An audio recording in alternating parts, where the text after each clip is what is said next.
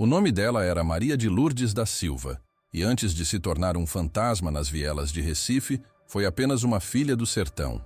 Nascida em 1964, na aridez de um vilarejo em Pernambuco, cresceu sob o sol que queimava a pele e a paciência dos homens da roça. Filha de agricultores pobres, aprendeu cedo que a sobrevivência dependia mais da fé do que do pão. Quando chegou à cidade, trazia consigo apenas um caderno gasto, uma imagem de Nossa Senhora e a lembrança dolorida da noite em que traficantes invadiram sua casa para arrancar dela a irmã mais nova, assassinada como recado a uma comunidade sem voz. Essa cena nunca saiu de sua cabeça, moldando a mulher que mais tarde vestiria o hábito.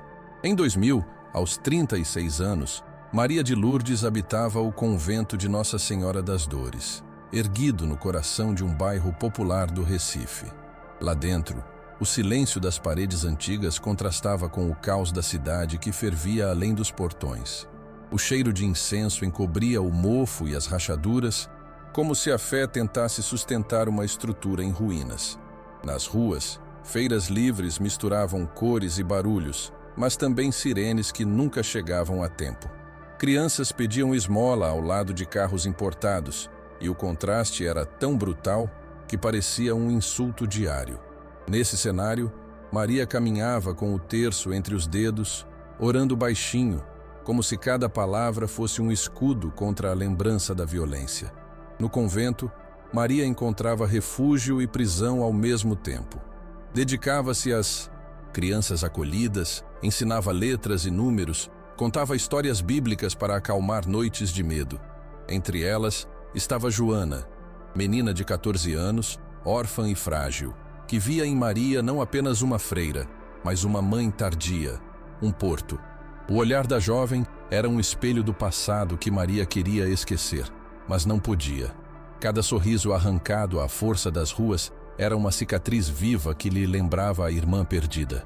Dentro dela havia um fogo abafado pela oração, mas que tremeluzia cada vez mais, forte, como uma vela prestes a incendiar o altar inteiro.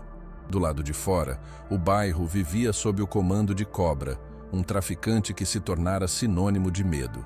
Sua rede de homens armados transformava becos em corredores da morte, enquanto a polícia fingia combate, recolhendo propinas em silêncio cúmplice.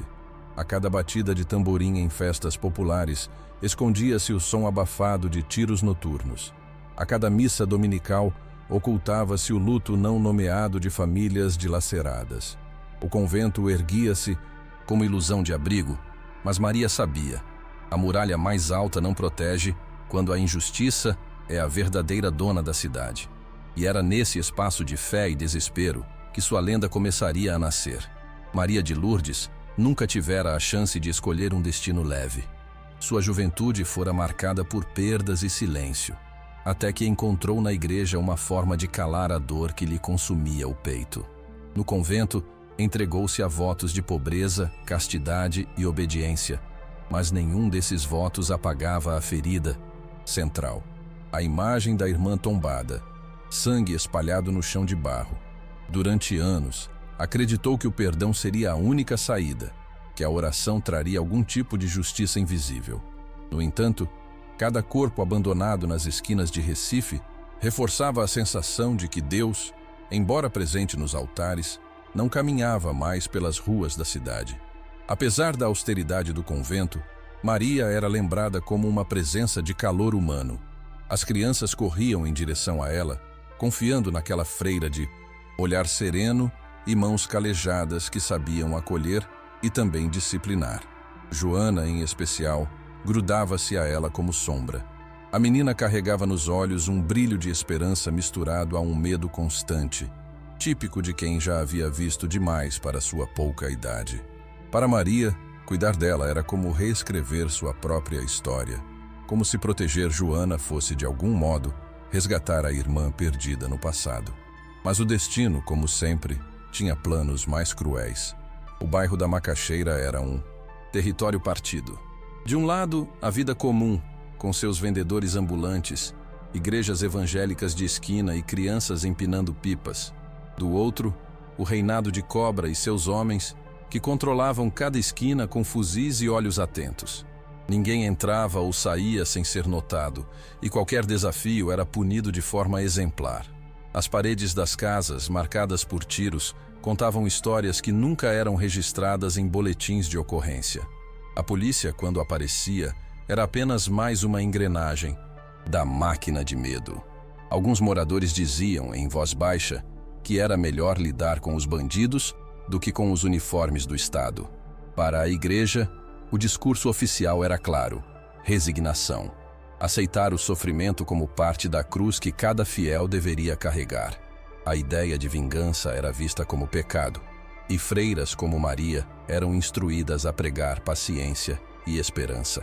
Mas cada vez que ela olhava para Joana, via não apenas a inocência ameaçada, mas também a mentira embutida naquelas palavras. Como poderia ensinar perdão a uma menina que já aprendera o que era ser caçada pelas ruas? Dentro dela, começava a nascer uma contradição impossível de sustentar, a de que a fé poderia coexistir com a violência, que talvez a justiça de Deus precisasse de mãos humanas para se concretizar. À noite, quando as outras freiras se recolhiam, Maria permanecia em silêncio diante do altar, a chama trêmula de uma vela iluminando seu rosto marcado pelo tempo. Rezava, mas suas orações já não pediam paz, pediam respostas. Lembrava-se da irmã caída no chão de barro, do grito sufocado de sua mãe e do silêncio covarde dos vizinhos que nada fizeram. Agora, com Joana dormindo a poucos metros dali, sentia a mesma fragilidade pairando no ar. Era como se a vida estivesse prestes a repetir o mesmo golpe, e isso a consumia. Seus dedos apertavam o terço até a pele se marcar, como se quisessem transformar fé em lâmina. Enquanto isso, as notícias da violência urbana se acumulavam como rosário de tragédias. Crianças mortas em tiroteios, mães chorando em portas de delegacias, famílias desalojadas por dívidas com o tráfico. Cada história chegava até o convento como um eco distante, mas real, trazendo à tona a impotência das autoridades. Maria escutava os relatos das mulheres que buscavam abrigo, e em cada lágrima reconhecia a ausência de justiça. O bairro inteiro vivia sob um estado não declarado de guerra, e o convento era uma ilha prestes a ser invadida pela maré de sangue que avançava. No meio dessa atmosfera sufocante, Joana se tornava para Maria uma centelha de resistência. A menina falava de sonhos simples, queria ser professora, queria comprar uma boneca nova, queria viver sem medo de ser chamada pelos homens que rondavam as esquinas. Cada confissão arrancava um sorriso dolorido da freira, como se fosse uma lembrança tardia de tudo o que ela própria havia perdido. O laço entre as duas se estreitava, e com ele crescia também o risco. Quanto mais Joana se tornava essencial para Maria, mais vulnerável ficava diante da fúria que reinava do lado de fora. A tensão entre o sagrado e o profano era o que moldava o cotidiano de Maria de Lourdes. Na missa, falava de amor ao próximo. Nas ruas, via crianças carregando armas quase maiores que seus corpos. A cada confissão que escutava, compreendia que as pessoas não pediam perdão por pecados fúteis, mas sim por sobreviverem em um mundo onde sobreviver já era crime. O convento não podia proteger todos, e no fundo, ela sabia. Mas, cedo ou mais tarde, o portão de ferro seria testado pelo inimigo. Quando isso acontecesse, a oração não bastaria. A noite caiu pesada sobre Recife quando o destino decidiu golpear sem aviso. Joana não voltou para o convento depois de uma breve saída para comprar velas na esquina. As horas avançaram lentas, e Maria sentiu o coração apertar como presságio. O silêncio da madrugada foi rompido por um murmúrio de vozes na rua, seguido por um grito sufocado. Ao abrir o portão, encontrou o corpo da menina largado no chão, a roupa rasgada, os olhos abertos e vazios. O sangue escorria até a calçada, formando uma linha vermelha que apontava para dentro do convento como um recado direto. Na parede, cravada com uma faca, estava a sentença: Deus não protege ninguém aqui. Maria caiu de joelhos, o terço escapando de suas mãos e se misturando ao sangue de Joana. O mundo ao redor pareceu desmoronar em silêncio, como se até o vento tivesse parado diante daquela cena. A dor não veio em lágrimas, mas em um grito interno que se espalhou por cada fibra do seu corpo. Não era apenas a morte da menina, era a repetição do passado, o eco do assassinato da irmã. A ferida nunca cicatrizada fora aberta de novo, mais profunda, mais cruel. Dessa vez, porém, não havia espaço para resignação. Algo dentro dela se quebrou de forma irreversível.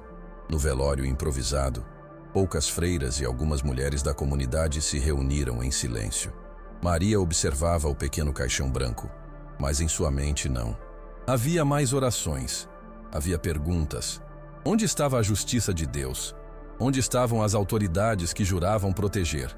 O sermão do padre, pregando perdão aos inimigos, soava como ironia amarga. Para ela, a mensagem deixada com o corpo da menina era clara. Ou aceitava a submissão imposta pelo tráfico, ou enfrentava o destino que sempre fugira. A escolha já estava feita, mesmo que ainda não tivesse palavras para nomeá-la. Naquela madrugada, sozinha diante do altar, Maria apagou a vela que sempre mantinha acesa. O convento mergulhou na escuridão e com ele sua fé ingênua. Tirou o hábito, mas segurou firme o terço. Com ferro e fogo, começou a forjar uma pequena cruz de metal. Não mais símbolo apenas de devoção, mas de luta. Era o nascimento silencioso de algo novo. Uma identidade marcada pelo sangue e pelo desejo de justiça. A freira que todos conheciam morria ali. Em seu lugar, surgia a justiceira que o Recife aprenderia a temer. Na manhã seguinte, os sinos da igreja tocaram como sempre, mas Maria não estava entre as freiras que se alinharam para rezar. Enquanto o convento seguia sua rotina de cânticos, ela caminhava pelas ruas ainda molhadas da chuva da madrugada, o hábito trocado por roupas escuras e discretas. Em sua mão, o terço ganhava novo peso, transformado em lembrança e em promessa. O olhar que antes transmitia serenidade, agora carregava uma fúria contida, silenciosa, que assustava até os vizinhos que a cumprimentavam. A cada esquina, ela via sinais da presença, de Cobra e seus homens, pichações, olhares de vigia, meninos com rádios comunicadores. Aquilo não era apenas território ocupado, era um cemitério vivo. O processo de transformação não foi imediato, mas visceral. Maria passou noites observando os becos, memorizando rotas de fuga, reconhecendo os rostos dos soldados do tráfico. Se antes dedicava-se a ensinar letras às crianças, agora estudava o ritmo dos passos dos inimigos. Seu corpo, acostumado ao silêncio do convento, aprendia a se mover na escuridão das ruas, a respirar devagar, a esperar a hora certa. Guardava dentro de si a oração que não mais recitava, não para pedir perdão, mas para manter firme a lembrança de Joana. Era essa memória que guiava suas mãos quando afiava a cruz de metal, transformando-a em lâmina sagrada. Maria compreendeu que já não havia volta.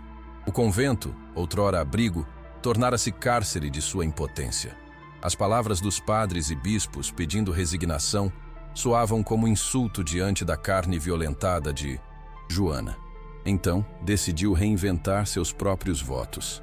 Não mais pobreza, castidade e obediência, mas justiça, silêncio e sangue.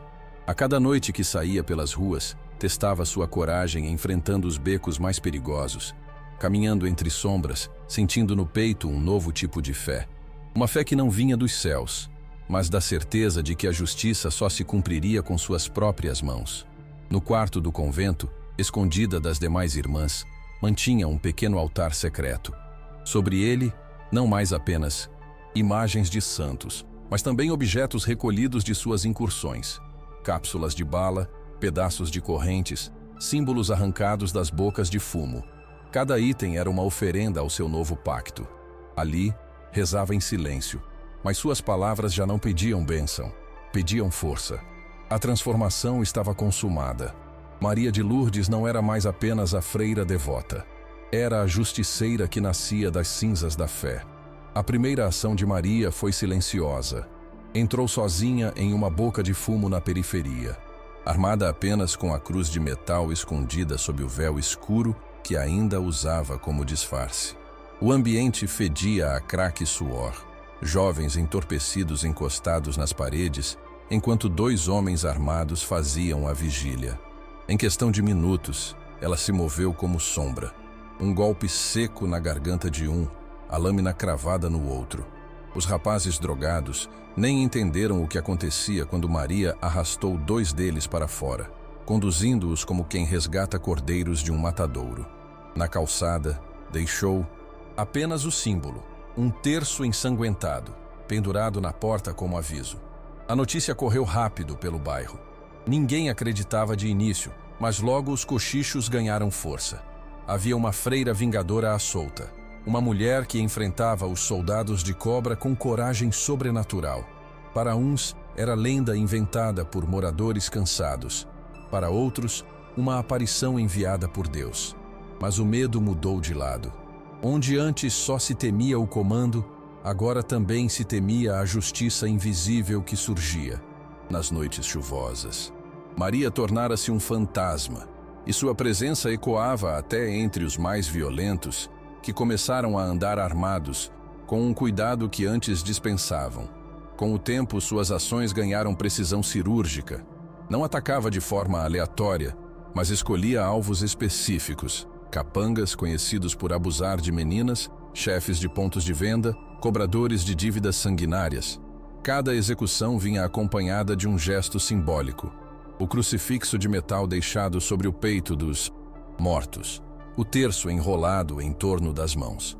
Os moradores, antes acuados, passaram a sussurrar preces em sua direção. Não pediam que ela parasse, mas que resistisse. Pela primeira vez em anos, a comunidade experimentava a estranha sensação de esperança misturada ao medo. Cobra, enfurecido, reagiu. Reuniu seus homens em reuniões noturnas, prometeu recompensa a quem entregasse a identidade da santa assassina. A polícia, pressionada pelos jornais e pela política local, também começou a caçar a justiceira. Padres, bispos e autoridades religiosas a condenaram em sermões, chamando-a de heresia viva, um demônio vestido de freira. Mas nada disso detinha Maria. Cada ataque que sofria era combustível para continuar, e cada vez que via o rosto de Joana em sua memória, lembrava-se de que a luta não era só dela, era de todos que não tinham voz. O bairro começou a mudar. À noite, em vez do silêncio imposto pelo medo, ouviam-se conversas baixas nas calçadas sobre onde a freira apareceria em seguida. Alguns moradores deixavam velas acesas nos becos, como se iluminassem o caminho dela, transformando os muros em altares improvisados. Outros rezavam missas clandestinas, não para os santos oficiais, mas para Maria de Lourdes, que já era vista como uma enviada de Deus. O mito crescia mais rápido que qualquer operação policial. Ela não precisava aparecer para estar presente. Bastava o som de passos desconhecidos ou uma sombra mais longa para que todos acreditassem que era ela. Para a polícia, aquilo era um desafio direto. Delegados corruptos organizavam coletivas, jurando que capturariam a criminosa que espalhava terror. Mas nos bastidores, parte deles temia que Maria expusesse seus acordos sujos com Cobra. A caçada virou teatro, um espetáculo para manter aparências. Enquanto isso, ela se infiltrava em vielas, invadia galpões, desmantelava carregamentos de drogas, e tudo com uma precisão que beirava o militar. Cada golpe era calculado, mas carregado de um simbolismo que fazia sua lenda se expandir. O crucifixo cravado na madeira, as velas acesas junto aos corpos, as marcas de sangue que lembravam passagens bíblicas. Cobra, humilhado pelas derrotas, decidiu retaliar com brutalidade. Ordenou chacinas contra famílias que acreditava estarem protegendo a justiceira, incendiou casas, espalhou corpos pelas ruas como demonstração de poder. Mas em vez de silenciar o povo, essas ações alimentaram ainda mais a admiração pela figura da freira vingadora. Cada vida perdida era vista como sacrifício, cada choro de mãe como coro que legitimava a vingança. Maria sentia o peso dessas mortes sobre si, mas não recuava. Via nelas a confirmação de que a guerra era inevitável e de que sua luta era maior do que ela própria. Dentro de si, a contradição crescia como tempestade. Ainda rezava em silêncio antes de cada ação, Mas suas palavras não buscavam absolvição. Buscavam força. Perguntava a Deus até onde deveria ir, mas a resposta vinha sempre na mesma forma. O rosto de Joana, o corpo jogado diante do convento, a mensagem na parede. Não havia alternativa, não havia perdão, apenas justiça. E assim, cada vez que o sangue escorria de suas mãos, Maria acreditava estar escrevendo um novo evangelho, não com tinta, mas com a fúria dos que não podiam mais esperar. A pressão contra Maria atingiu um ponto insustentável. A mídia, financiada por políticos e empresários ligados ao tráfico, passou a chamá-la de assassina mascarada, terrorista de batina, doente mental. Reportagens mostravam imagens borradas de supostas aparições suas, sempre acompanhadas de comentários que a ridicularizavam. Mas nos becos, as pessoas desligavam a televisão e acendiam mais velas, confiando que a verdade não estava nos jornais, mas no silêncio vingador da noite. Maria compreendia que sua luta não era só contra a cobra e seus homens, era contra toda uma narrativa construída para apagar a coragem dos que ousavam resistir. A igreja intensificou a perseguição. Bispos enviaram cartas ao convento exigindo que as freiras denunciassem qualquer comportamento suspeito. Maria passou a ser vigiada pelas próprias irmãs, algumas por medo, outras por convicção. Os sermões falavam dela como encarnação da tentação, um exemplo vivo de como a fé poderia ser corrompida pelo ódio. Mas cada acusação reforçava em Maria uma certeza. Sua missão não cabia dentro dos limites da religião institucional. Se Deus não aprovava sua guerra, então que fosse ela mesma a assumir o peso do pecado. Polícia armou uma emboscada. Informantes indicaram que Maria atacaria um depósito de drogas em Afogados. Centenas de homens cercaram a área, esperando capturá-la. Mas quando encontraram apenas corpos de traficantes já mortos e, no centro, uma cruz de metal fincada no chão. O recado era claro. Maria estava sempre um passo à frente. O fracasso expôs a corrupção interna, pois ficou evidente que alguém havia avisado a ela sobre a operação. A população, ao saber da notícia, comemorou como se fosse vitória em campo de futebol. Para muitos, era a prova de que nem mesmo o Estado conseguia deter a força de uma mulher sozinha. Cobra, sentindo-se desafiado e ridicularizado, aumentou a recompensa por sua cabeça. Espalhou boatos de que a justiça da freira não passava de farsa, que era apenas mais uma gangue rival usando religião como disfarce. Mas cada nova mentira só aumentava a revolta dos moradores, que sabiam diferenciar o medo real da propaganda. Maria via tudo isso como uma batalha, em várias frentes, contra o crime, contra o Estado, contra a igreja e até contra sua própria consciência. Estava cercada, mas nunca se sentira tão decidida. Dentro dela, porém, as rachaduras se aprofundavam. Nas noites mais silenciosas, Maria acordava sobressaltada com o som imaginário da voz de Joana, pedindo que parasse.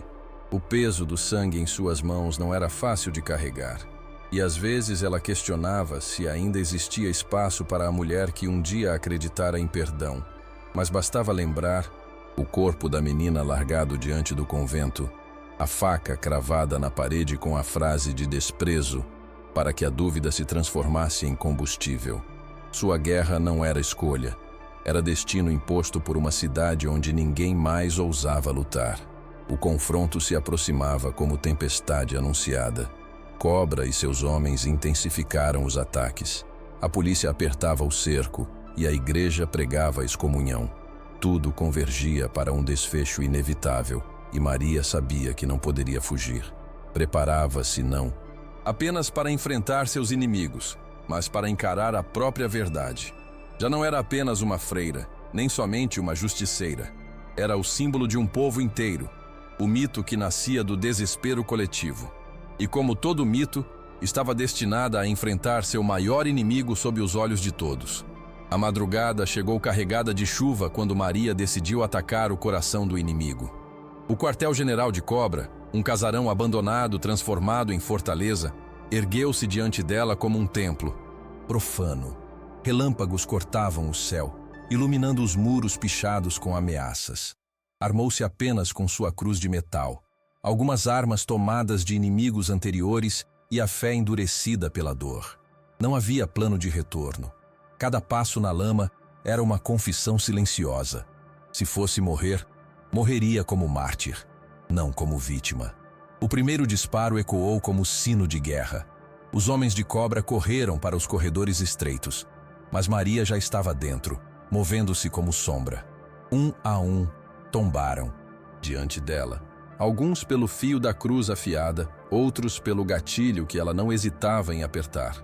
O sangue escorria pelas paredes, misturado à água da chuva que invadia o casarão. Do lado de fora, moradores se reuniam em silêncio, observando de longe, como se testemunhassem um julgamento divino. Cada explosão que ecoava era recebida com temor e esperança. No salão principal, finalmente ela o encontrou. Cobra a esperava rodeado de homens armados, mas não demonstrava medo. Empunhava uma Bíblia, desgastada. Ironia cruel para quem transformara a vida em inferno. "Não matarás", gritou ele, a voz reverberando no espaço. Maria ergueu os olhos, molhados de chuva e sangue, e respondeu com firmeza: "Não matarás inocentes." O silêncio que se seguiu foi quebrado pelo estampido seco da bala que atravessou o peito do traficante, derrubando o mito de terror diante dos próprios seguidores. Os capangas, atônitos, recuaram. Alguns largaram as armas, outros fugiram para a escuridão. Maria permaneceu de pé diante do corpo de cobra, o crucifixo ensanguentado ainda firme em sua mão. Do lado de fora, a comunidade soltou um grito contido, como se o peso de anos tivesse sido arrancado de seus ombros. Era mais do que a queda de um traficante, era o nascimento de uma lenda.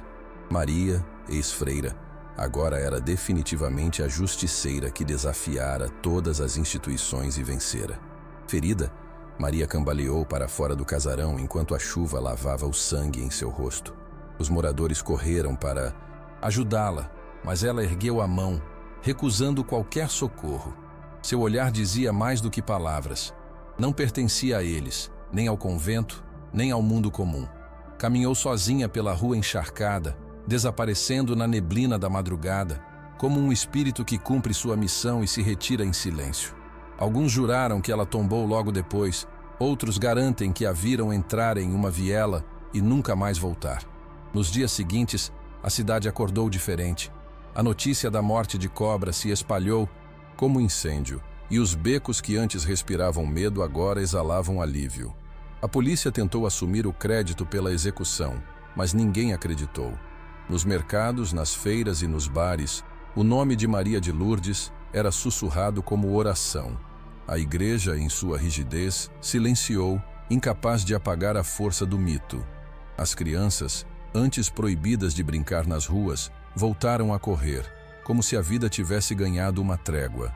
No convento, uma vela permaneceu acesa em memória dela.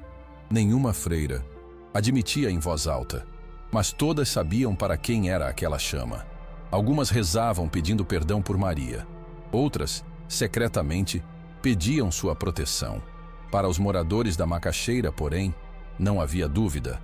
A freira vingadora não estava morta. Continuava ali, invisível, caminhando pelas vielas, garantindo que o medo nunca mais fosse apenas um fardo do povo.